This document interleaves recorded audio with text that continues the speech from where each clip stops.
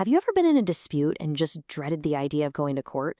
Well, today we're going to talk about a really powerful alternative that actually puts you back in control.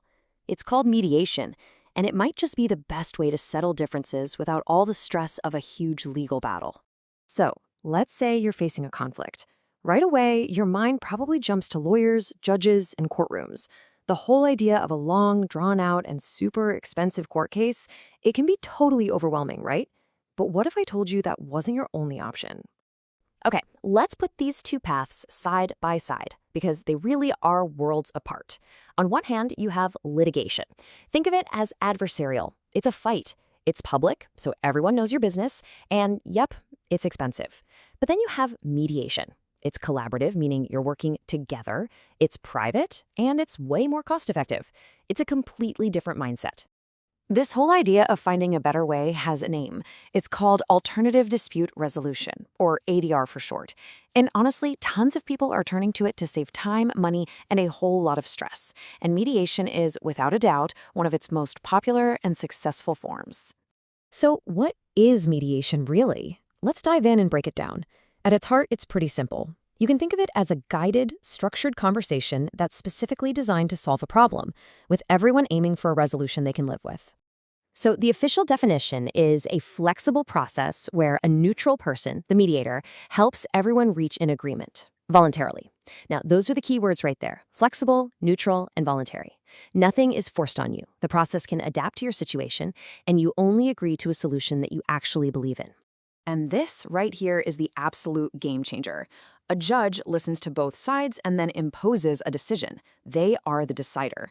A mediator, though, totally different role. They're a facilitator. They guide the conversation. They don't make any decisions for you. Their job is to help you find your own solution. The power to decide literally stays in your hands. These core principles are really what make mediation tick. Empowerment just means you're in the driver's seat. You control the outcome. Cooperation means you're working with the other person, not against them. Self-determination is all about finding a solution that you both craft and agree to. And maybe most importantly, it's all confidential. What's said in the room stays in the room. So, how does this all play out? You might be picturing just an informal chat, but there's actually a really clear and logical structure to it. Let's walk through the stages step by step. It's a pretty straightforward journey, actually. First, the mediator kicks things off and sets the ground rules. Then, and this is so important, each of you gets to explain your side of the story uninterrupted.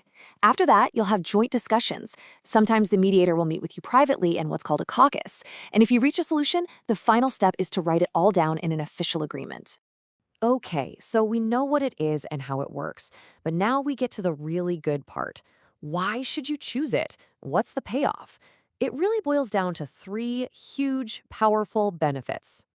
Benefit number one is all about control and flexibility. I love this quote: "The power to agree stays in your hands." See, in court, the solutions are pretty rigid, limited by the law. But in mediation, you can get creative. You can tailor a solution that works for your specific, unique situation. You're building the solution yourself. The second massive advantage: confidentiality. Court proceedings are public record. Anyone can look them up. Mediation is completely private.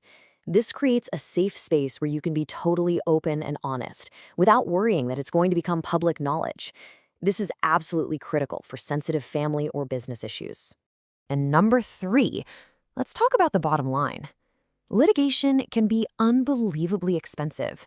Legal fees can pile up for months or even years.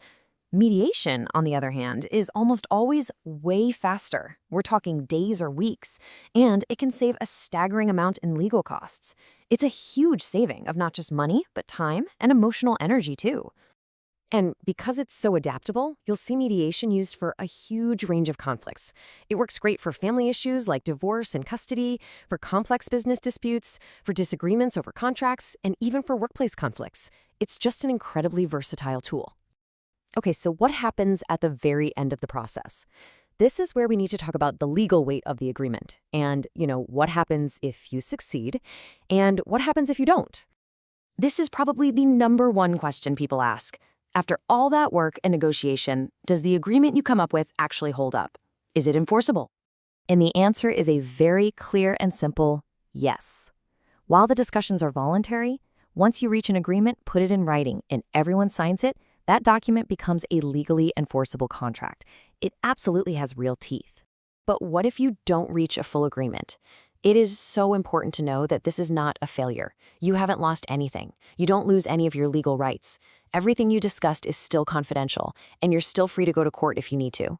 And hey, sometimes you might even agree on a few things, and that partial agreement can still save you a ton of time and money down the road.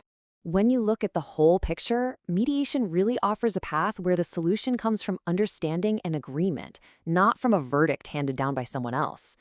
And that kind of leaves us with a final question to think about. In the right situation, could a conversation actually be more powerful than a court order?